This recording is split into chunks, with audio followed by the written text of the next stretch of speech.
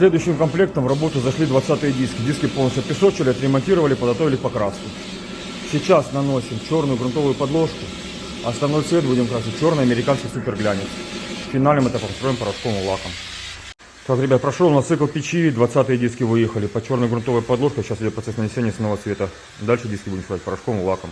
Диски выехали под основным цветом. Сейчас будем наносить порошковый лак. В конце видео готовый результат. Прошел финальный цикл печи, показываю готовый результат комплекта 20-х дисков. В основном цвете черный американский суперглянец. Все получилось хорошо, красиво. Подписываемся на наш канал.